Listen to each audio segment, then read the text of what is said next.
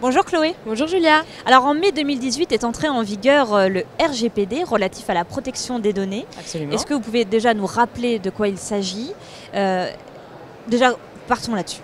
Allez, c'est déjà un beau programme. Voilà. Alors, le RGPD, c'est le Règlement général sur la protection des données. GDPR en anglais aussi, on adore les acronymes. Et c'est un règlement européen donc qui vient réguler à l'échelle européenne le traitement de la donnée personnelle. Alors pourquoi est-ce qu'on a mis ce texte sur la table et qu'il était si important et qu'il a complètement chamboulé toutes les industries?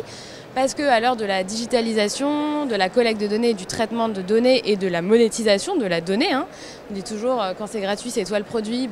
On voit bien qu'il y a beaucoup de choses gratuites aujourd'hui, c'est parce que nous sommes le produit, nos données sont le produit. Il a fallu le réguler et évidemment, quoi de mieux que le réguler à l'échelle européenne et pas nationale. Et pas national, voilà. Donc c'était à l'échelle européenne.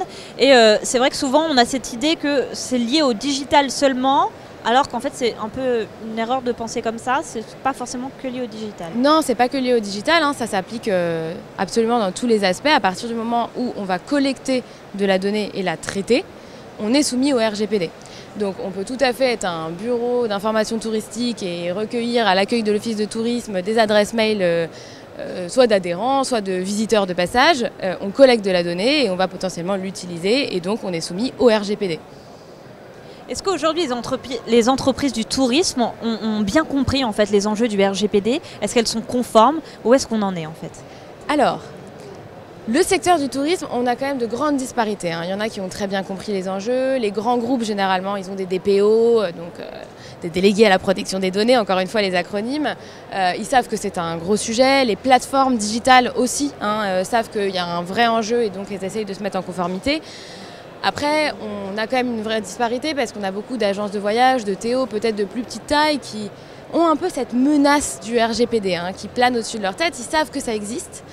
Je suis souvent interrogée dessus, mais généralement quand on m'interroge, rien n'est mis en place.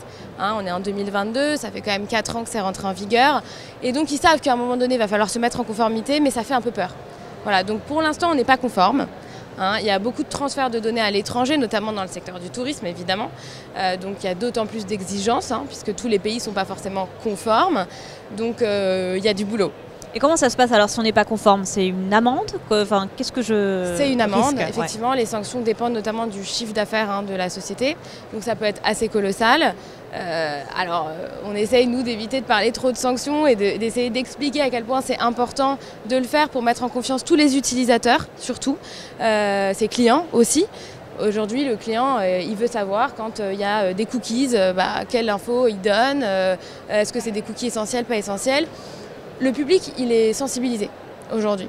Donc je pense qu'il faut essayer de faire de sa conformité un atout business. Moi, j'ai toujours le droit au service de votre business et ça vaut vraiment avec le RGPD. Le RGPD, c'est un sujet d'attention depuis 2018. Aujourd'hui, les populations le savent et elles font attention. Donc c'est important de se mettre en conformité, évidemment pour ne pas être sanctionné, parce que les amendes peuvent aller sur des montants très conséquents, mais aussi parce que c'est une attente des clients. Est-ce qu'il y a d'autres sujets liés au numérique, d'autres zones grises au niveau du droit, de la loi, dans le tourisme aujourd'hui, des choses qui restent encore un peu à réguler? Oui, alors le tourisme, c'est un secteur qui est extrêmement régulé. C'est un des secteurs les plus régulés. On a les assurances, la banque, le tourisme. Vraiment, les acteurs n'ont pas beaucoup de chance. C'est très contraignant. Mais il y a quand même des zones grises encore, et notamment sur l'utilisation des réseaux. Les réseaux sociaux. Aujourd'hui, on fait du business sur les réseaux sociaux. On ne va plus juste scroller Instagram pour chercher des idées de tenue ou de voyage, mais il y a carrément des ventes qui se font via les réseaux. Alors via des liens d'affiliation par exemple, mais pas que. Et puis on utilise aussi beaucoup les influenceurs, c'est la nouvelle forme de publicité. Et donc beaucoup d'acteurs du tourisme voient bien qu'il y a une aubaine chez les influenceurs. Il y a un village influenceurs ici et c'est pas pour rien. Sauf que c'est un métier, ils ont des droits, les professionnels aussi. Et généralement on se tape dans la main, on dit voilà, je t'offre une gratuité, 3 nuits dans mon hébergement et puis tu me fais du contenu. Mais qu'est-ce qu'on fait de ce contenu? Il appartient à qui? Est-ce qu'on peut le reposter en tant que marque? Est-ce qu'on a les droits sur les images? Est-ce qu'on a les droits pendant 1 an pour un repost? Comment ça se passe? C'est très important de réguler contractuellement ces rapports-là parce que le droit reste encore flou.